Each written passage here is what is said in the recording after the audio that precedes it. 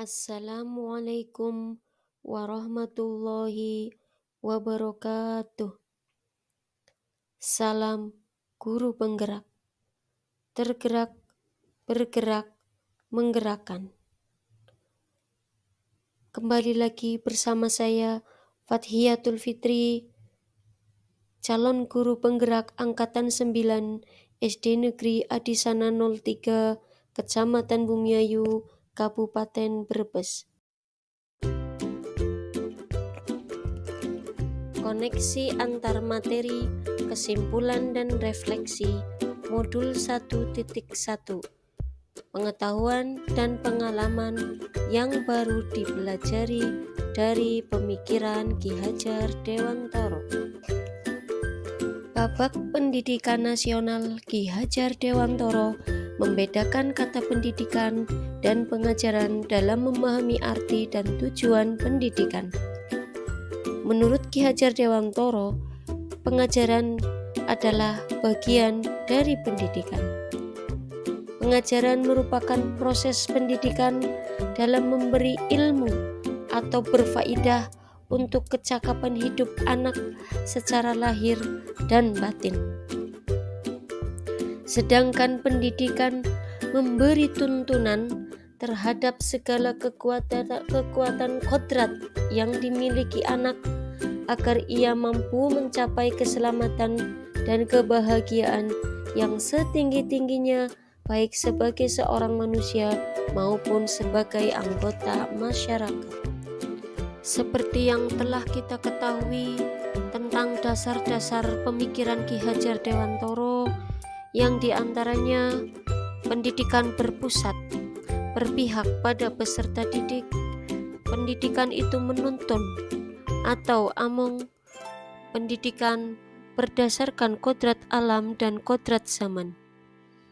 Anak bukanlah tabula rasa. Pendidik ibarat petani. Pendidikan ibarat taman bermain. Dan budi pekerti.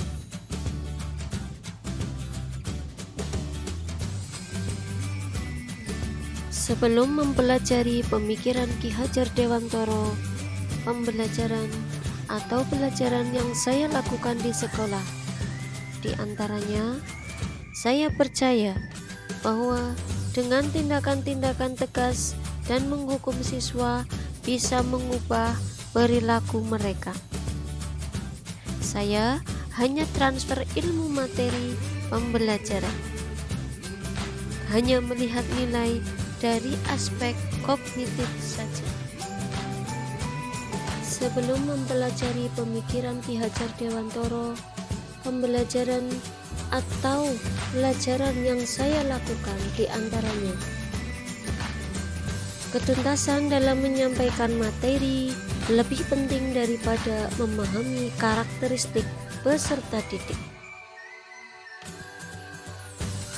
Dan jika nilai murid sudah mencapai KKM, maka dikatakan bahwa pembelajaran telah berhasil. Murid sebagai objek pembelajaran, sehingga guru sebagai teacher center. Guru tidak terlalu memperhatikan bahwa murid sudah benar-benar paham, karena fokusnya pada ketercapaian materi pembelajaran, sehingga guru sering merasa gagal ketika hasil evaluasi tidak tuntas.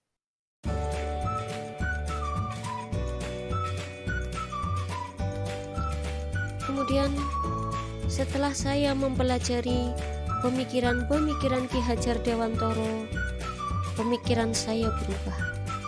Saya memahami bahwa apa yang telah saya lakukan selama ini kurang tepat.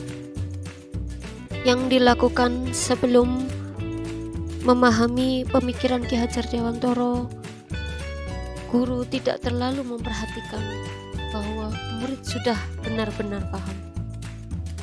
Seharusnya ada beberapa aspek pembelajaran yang perlu guru lakukan, yaitu aspek-aspek pembelajaran tersebut adalah kognitif, afektif, psikomotorik, spiritual, sosial, dan budaya. Murid sebagai subjek pembelajaran, bukan objek pembelajaran atau student center. Jadi mereka bebas berekspresi, bebas berpendapat, dan bebas berkreasi. Setelah mempelajari modul 1.1, maka sebagai seorang guru, kita harus memahami beberapa hal. Di antaranya, guru sebagai fasilitator pembelajaran, bukan teacher center. Guru harus ikhlas dan penuh kesabaran. Guru harus mempelajari karakteristik murid secara menyeluruh. Guru memberikan kesempatan murid untuk tumbuh dan berkembang sesuai kodratnya.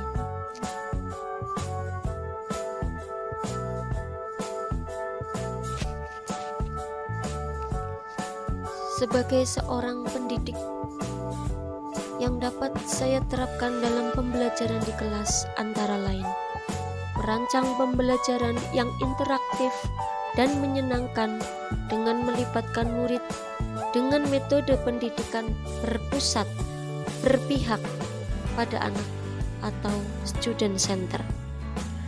Menerapkan pembelajaran abad 21 yaitu berpikir kritis, kreatif, inovatif, komunikasi, dan kolaborasi. Seorang guru harus menerapkan pembelajaran yang menuntun, yaitu mengarahkan, membimbing peserta didik, dan menjadi teladan bagi peserta didik. Mengenali karakter dan latar belakang murid dengan menjalin komunikasi yang baik. Akhir kata, jadilah guru hebat, guru sejati yang berpihak pada peserta didik, menuntun, menjadi teladan, dan memberikan ruang gerak yang seluas-luasnya kepada peserta didik untuk tumbuh dan berkembang sesuai dengan kodratnya. Salam guru penggerak, tergerak, bergerak, menggerakkan. Wassalamualaikum warahmatullahi wabarakatuh.